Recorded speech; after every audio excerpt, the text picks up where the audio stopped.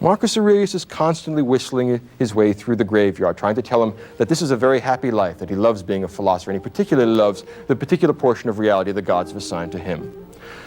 Now, I think that everyone believes this except the people that read this book, which perhaps is why it wasn't supposed to be published, because when you look at this, you see a terrifically lonely man, a man of immense moral heroism, who has no shoulder to cry on, who disdains crying because what's the point of crying? We must live in accordance with nature. Now here's the natural condition of human beings.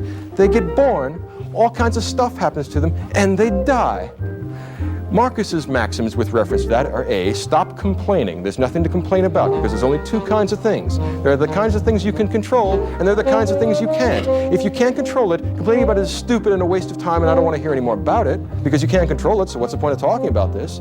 Or you have the other kind of thing, the kind of thing you can control, like your intentions, like your behavior, like your actions. And since you can control them, who do you expect to help you out except yourself? Stop complaining about that too. So whether it's the kind of thing you can control or it's the kind of thing you can't control, Marcus Aurelius does not want to hear any complaints, and he does not want to hear any excuses, because there are no excuses to give. Whew. Now, that's easy enough to say, and a lot of people think that other people should be this way. Right? Have you noticed it? Like, you can't help but admire this guy. Like, every one of us, I bet, in this audience said, wow, what a great guy. I wish I knew him personally. No, you don't. Think of what he'd think of you. You really don't want to know this guy. Imagine working for him. Oh, please. No, this guy is never going to be satisfied. And if he is satisfied, he's not like he's going to give you applause. He's going to say, well, you're doing what you ought to do. No compliments for you. You're doing what you ought to do. You don't need any reward beyond that. You're living like a philosophical man, which is a reward in itself. Virtue is its own reward. You're virtuous. What do you want from me? Get back to work. And of course, if you're not virtuous, you are pretty much what he expects human beings to be, you swine. And what's unnerving about this is there's not the slightest taint of hypocrisy in it. He not only says this stuff, he acts this stuff. He not only talks the talk, he walks the walk. He does it. And he does it under worse, more difficult circumstances than you fail to do it. And yet he still likes us. In other words, he still go out of his way to help us out.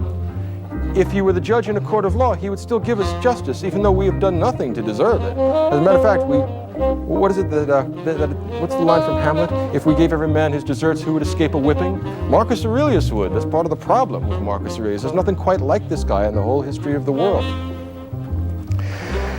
Marcus Aurelius says things in his book like, human beings are social animals. Either teach them or put up with them. The kind of thing that a man has to remind himself of, I imagine.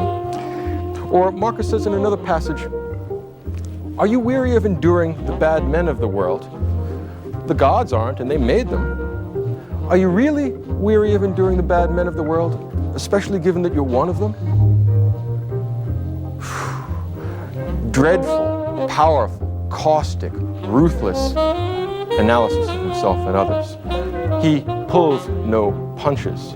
He is an honest man, and how many honest politicians are there in the world?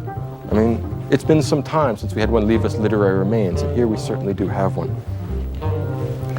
The Stoics put together an important and I think worthwhile idea, particularly in this day of international politics, and that's the idea of a cosmopolitan political philosophy. There's few people as cosmopolitan, as lacking in provincial qualities as Marcus Aurelius. The Stoic wise man has made his life consistent with nature, and nature is universal and everywhere. It exists in every place, in every time. So the Stoic man is never any place but home. His polis is the cosmos. That is what makes him cosmopolitan. In ancient Greek political theory, you were a citizen of one political polis, of one particular polis, one particular city-state. You were an Athenian or you were a Spartan. The Stoic wise man is cosmopolitan. Wherever he is, he lives in accordance with nature. Whatever he does what he knows to be right. What difference does it make whether he's in a jail cell or in a palace? As Marcus Aurelius put it in a beautiful epigram in the book, even in a palace it is possible to live well.